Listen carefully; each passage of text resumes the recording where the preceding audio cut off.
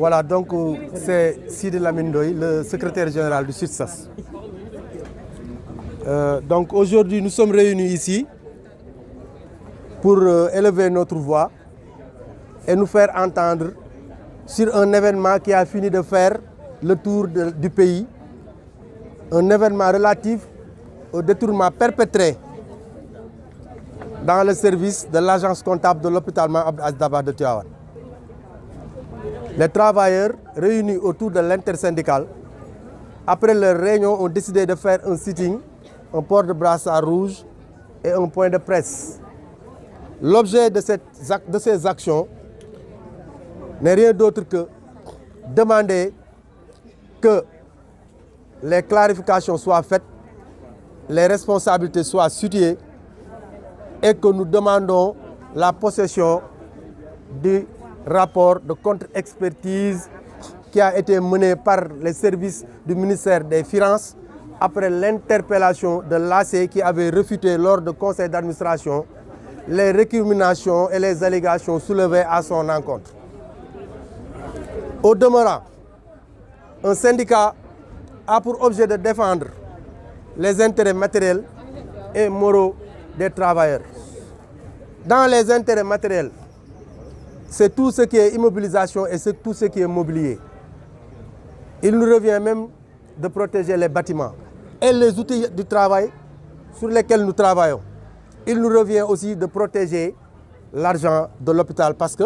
en quelque sorte, c'est nous qui produisons cet argent. L'AC est notre trésorier. Cet argent appartient quelque part même à la population et à l'État. C'est un argent, c'est un bien public. Et vous savez ce qu'on dit sur le bien public. Quand on prend l'argent du contribuable, comme on le dit, indûment, on se soumet à des sanctions. Ces sanctions peuvent être de multiples formes. La révocation, le redressement à partir de l'ordre de service et beaucoup d'autres choses.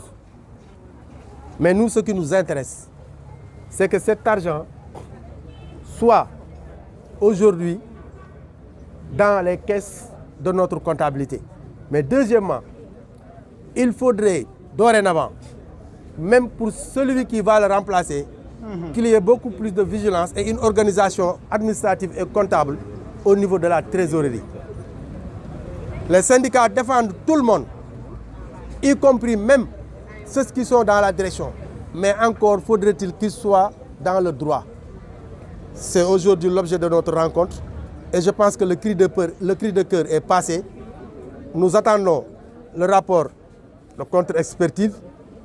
mais aussi nous attendons de pied ferme ce qui a été décidé au sommet parce qu'il faudrait que ceux qui sont concernés soient au courant de ce qui se passe dans ce dossier. Réunis aujourd'hui, c'est une première étape. On va faire une évaluation. Certainement dans les jours à venir, on en reparlera.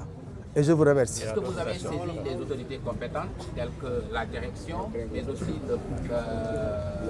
la présidente du conseil départemental?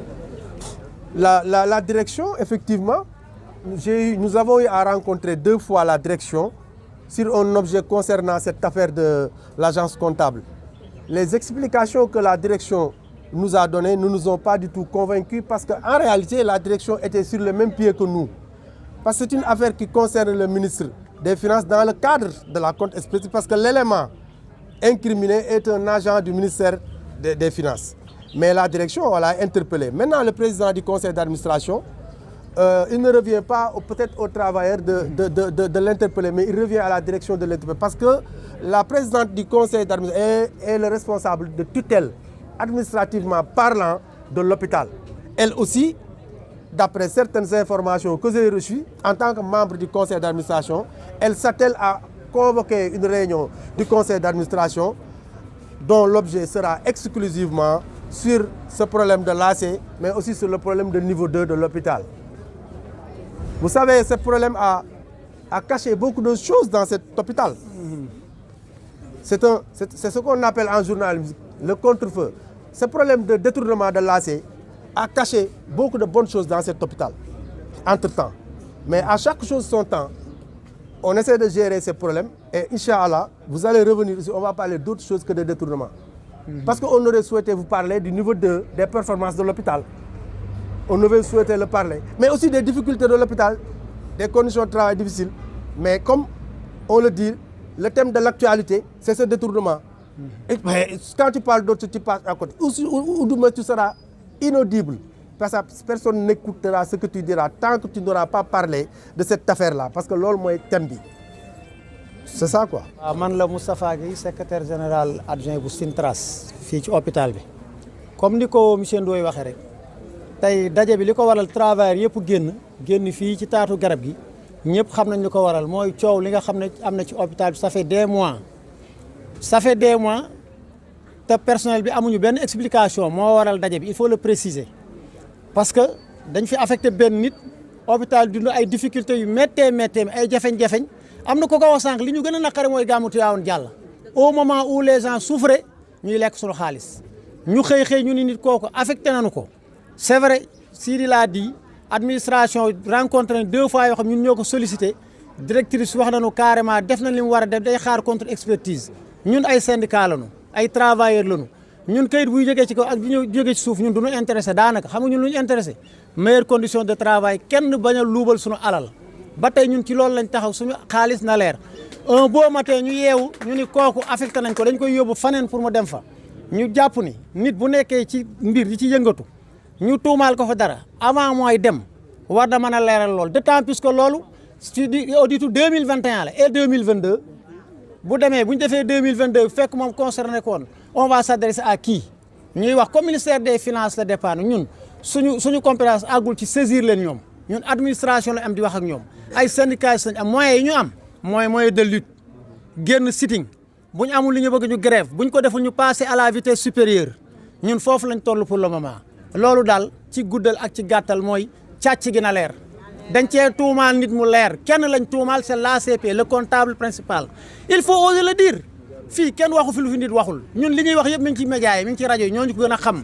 fii kenn képp ku fi toog ku ne sa kër nga toog dégg ñu càcc am na hôpitalu Tivaouane ñëpp a ci yem boobu ba léegi dara leerul ci suñu bopp ce qu'on veut que la lumière soit faite ku lekk na fay am na ko wax sàcc alalu jàmbur delloo rek wala ñu xool noonu def bu dul loolu les travailleurs sont là au nom de derrière l'intersyndical on va passer à la vitesse supérieure suñu amul benn réponse ci loolu te xaaruñu ko it xaaruñu ci réponse bu leer lii am ku def lecture bi ni mu demee xam nga ni sàcc am na fay moo des wala ay sanction waaw parce que mbir mi leeral na boppam buñ giiñee nit sàcc ñu ni affecté nañ ko am na lu mu def kooku sanctionné nañ ko ban façon waaw wax naa ko sama intervention nee na fa xaalis bi jaar ñun travailleur du ñu intéressé trop xam lu intéressé ñun fi ñu nekk na fi leer buñ ko mënut a leeral ñun on va passer à la vitesse supérieure parce que syndicat ay moyens li mu am mooy génn rek wax dem ci média yi wala grève loolu rek lañ am. conseil d'administration bi lan moo ciy position. On ne sait pas nous ne sommes pas membres du conseil d'administration. Est-ce que saisir ngeen non on n'a pas saisi la présidente ñun ce qu'on la personne intéressée pour nous c'est la direction wax nañu lim ñu wax ñun loolu la ñuy téye ba mu teg dara suñu loxo lii yàgg nañ ko wax c'est pas la première fois ça fait 4 mois affaire bi di dem looy xaar 4 mois nag leerul man jàpp naa ne bu dee am na décision boo war a jël yow war nga ci préparer boo ko jëlul xam ne am na boo war a jël après ñun foofu lañ toll. tey ngeen nekk sitting bu fekkee que ni situation bi changé wul. on va passer à la vitesse supérieure on l'a dit on va évaluer syndicat la dañuy évaluer li xew xam fan la ñuy demaat après. Cheikh Abdou Khadir Djeylani Dieng membre du collectif Tivaouane Debout militant de Tivaouane ma ànd ak suma mbokk suma frère Saliou Mbaye du mouvement Aar Suñu Tivaouane donc ñuy wax ni rek xol bu naqari la ñuy taxawee fii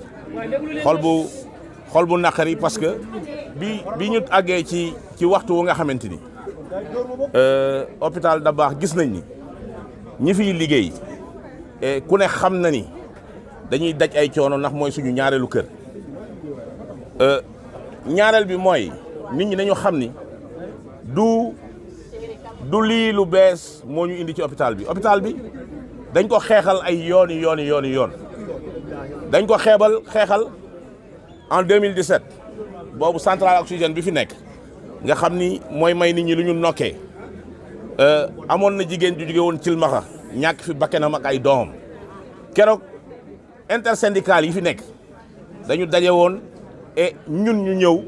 apporter suñu doole ñu àndandoo xeex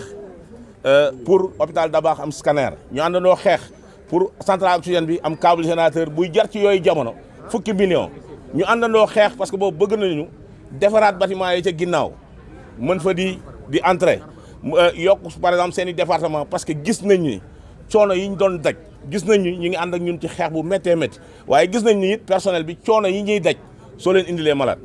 waaw au moment où loolu mi ngi am ñu toog ba en 2022 on nous dit que ni kat y a plus grave ce qui s'est passé en 2017 mooy am na luubal gu am hôpital Dabakh du kenn ci personnel bi ku ñu woo mais toog nañu dégg benn organe bu ñuy wax Sud FM et en revue de presse ñu wax ko et waxaat ko beneen yoon ñu gis ni amul benn réaction ñun ñëpp ñu daje mouvement associatif yi nga xam ne day xeexal Tivaouane ñu daje que ça soit collectif Tivaouane Debout bi ma bokk mouvement Aar Suñu Bokk ak ñeneen ak ñeneen ñu nga xam ne Tivaouane ñor na leen nekkinu personnel hôpital Dabakh ñor nañu ñu yëg ni loolu lu am la maanaam nit a ngi fi nekk wala ay nit a ngi fi nekk au moment où nit ñi di ñafe seen life di rey seen bopp ngir dimbali Tivaouane bi nga xam ne dafa jóge Cilmaxa wala Mboro wala mu jóge Ñaaxeen uniquement yaakaar hôpital Dabakh au moment où ci waxtu woowu et unité néonate bi tàkk na fi fukki doomu liir ak benn ñàkk fi seen bakken am na ku jaaxaan wala ñu jaaxaan boobu et luubal alal bi nga xam ni par exemple mënoon na mettre personnel boobu ci dans de très bonnes conditions mënoon na dimbali nit ñi ñu mën a réhabiliter hôpital bi mu nekk ci conditions yoo xam ne day exception bi de xam nga dafa am loo xam ni Xaasim wax ko day metti day diis su dekkee nit am na nit ñi nag bari nañu mais nite mooy jafe ba nit mën a àgg ci wéet gore di parce que nag nit liñ ciy taamu mooy wéet gore wéetliku gore mais ñi def lii ils n'ont pas pensé au personnel ils n'ont pas pensé au Tivaouanois bi nga xam ni day jugee Ñaaxeen wala mu jugee Cilmaxa wala mu jugee Mboro xalaatul fenn lu hôpital Dabakh barki démb dama toog nit a ngi jugee ba barke ji indi fi doomam à la minute ay góor léegi maa ngi wax ak moom téléphone bi mu ñëwee hôpital bi dañ ko jël dugal ko bloc il avait une anomalie yaa ngi dégg kon ñooñu xooluñu condition yu ñu leen mettre mais li ñuy wax mooy ñu war a def li nga xam ne mooy seen liggéey te ci condition yooyu lañu toll donc ñun li ñuy wax mooy jiijuñu kenn jiiñuñu ñenn mais dañu bëgg ni wax ni càcc am na leer maanaam bu mu am ay kumba am ndey ak kumba amul ndey maanaam Xaasim li ñu soxla mooy li ñuy wax sànq na leer na leer na leer a leer a leer na leer na leer na leer a leer a leer parce que loolu mooy objectif bi